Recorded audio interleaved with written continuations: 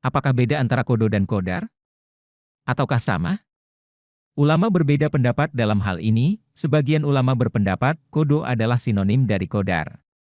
Sehingga kata kodo dan kodar maknanya sama. Pendapat kedua, hodo dan hodar maknanya berbeda. Selanjutnya mereka berbeda pendapat mengenai batasannya.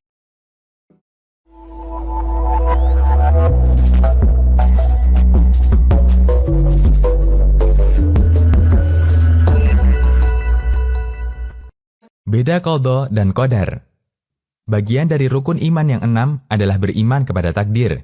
Ketika Nabi SAW ditanya oleh Jibril tentang iman, beliau SAW menjawab, "Kamu beriman kepada Allah, malaikat-malaikatnya, kitab-kitabnya, rasul-rasulnya, dan hari akhir, dan kamu beriman kepada qadar yang baik maupun yang buruk." Hadis riwayat Muslim. Dalam hadis di atas, ketetapan Allah disebut dengan istilah qadar. Sementara itu terkadang disebutkan dalam ayat dengan menggunakan istilah qadha. Seperti firman Allah Ta'ala yang artinya, "Dan ini perkara yang sudah ditetapkan." Quran Surat Maryam ayat 21. Lalu apa beda qadha dengan qadar? Ulama berbeda pendapat dalam hal ini. Pertama, sebagian ulama berpendapat qadha adalah sinonim dari qadar, sehingga kata qadha dan qadar maknanya sama.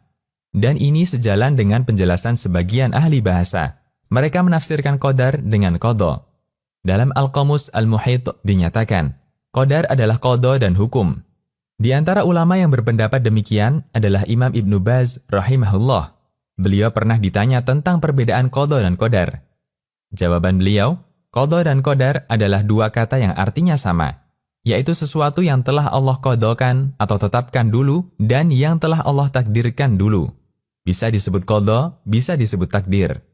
Kedua, pendapat kedua, qadha dan qadar maknanya berbeda. Selanjutnya mereka berbeda pendapat mengenai batasannya. 1.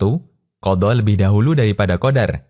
Qadha adalah ketetapan Allah di zaman azali. Sementara qadar adalah ketetapan Allah untuk apapun yang saat ini sedang terjadi.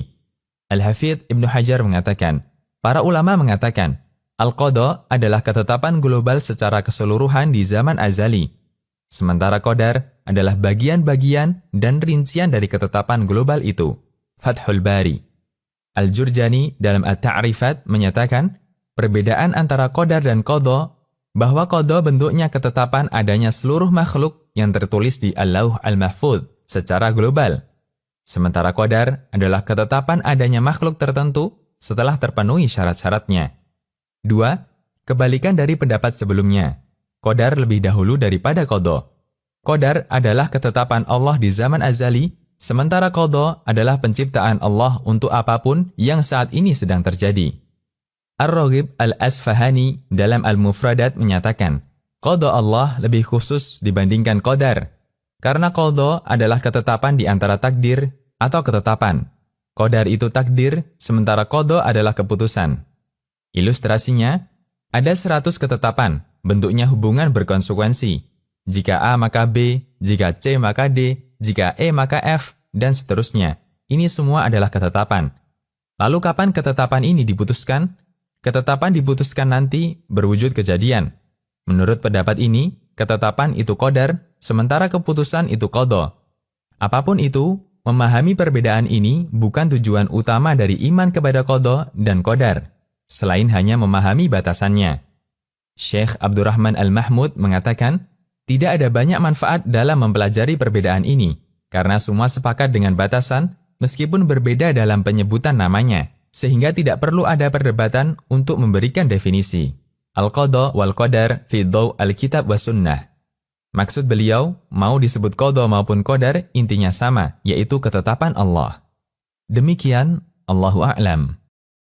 Sobat, jika video ini bermanfaat, subscribe dan share kepada orang tua, saudara, dan orang yang Anda sayangi. Semoga mereka juga bisa mengambil manfaat dari video ini. Terima kasih.